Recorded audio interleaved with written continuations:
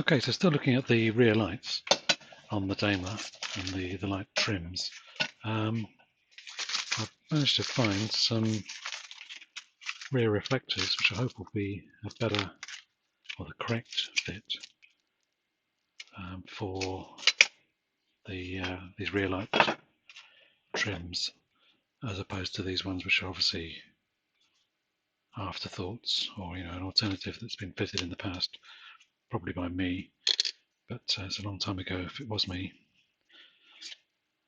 Anyway, so these ones from these guys on eBay, Scotland, are actually sold as being for a Morris Minor.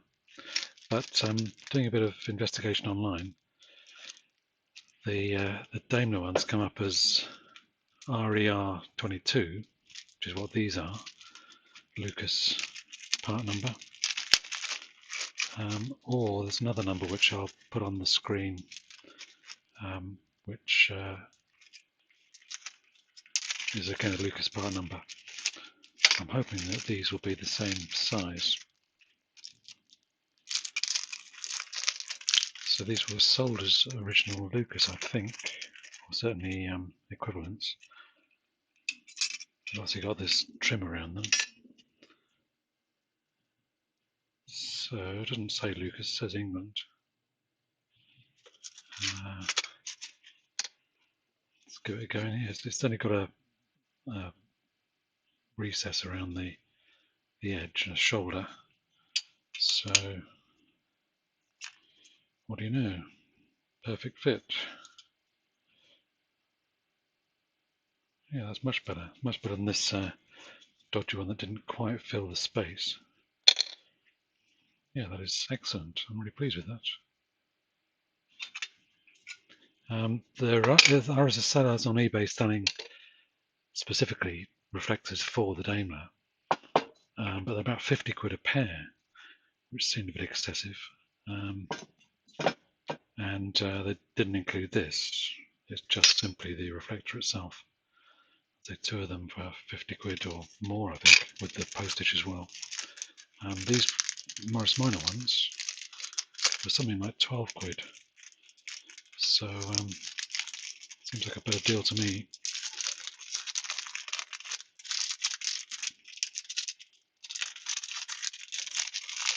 I got these out. These are the well, that is the original trim that came off my car, and it's very light. It's some kind of zinc alloy, but my car had been left outside for 8 years in somebody's orchard when I bought it way back in the late 80s. It would have been early 80s. And at the time, as an engineering student, I was trying to find a way of getting these into a better shape. And I mean, trying to plate this wouldn't have worked particularly well, even if it was possible at all. It's full of pit holes. The corrosion's got underneath the chrome, and I don't know if you can see it, but there's these pock marks all over it. And it's actually broken through there. So they're very cheap and nasty. Not intended to last 40 years, obviously.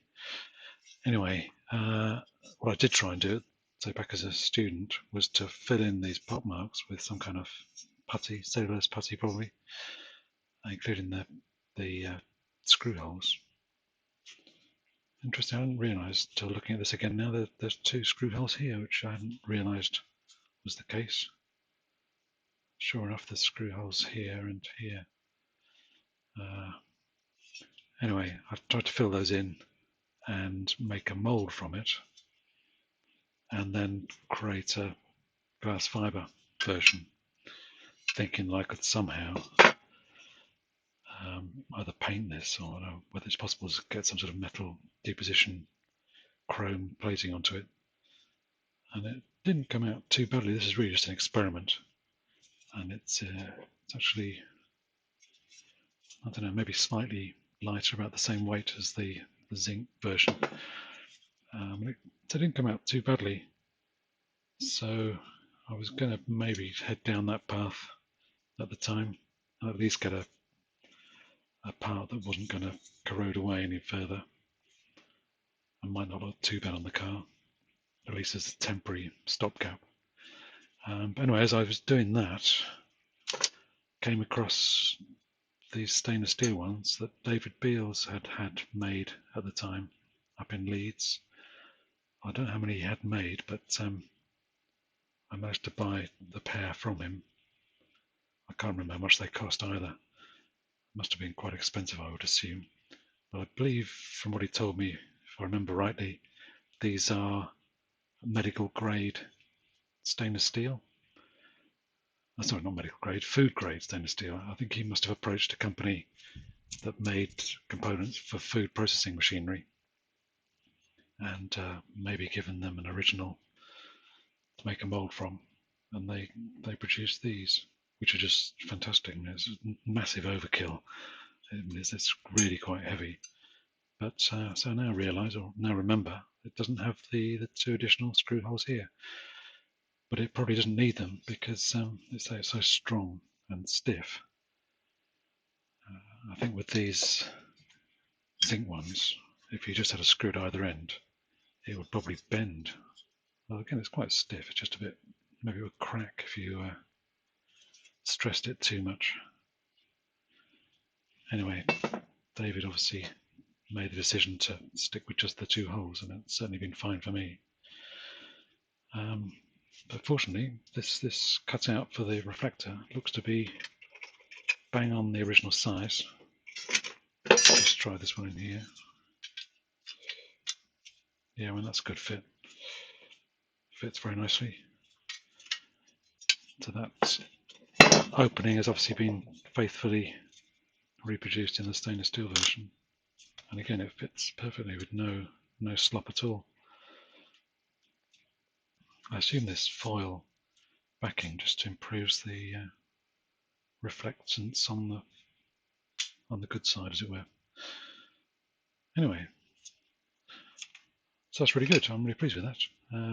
So it looks as if getting some RER, you can read that, RER 22 Lucas reflectors, the actual reflective part is bang on what you need for a Daimler Dart.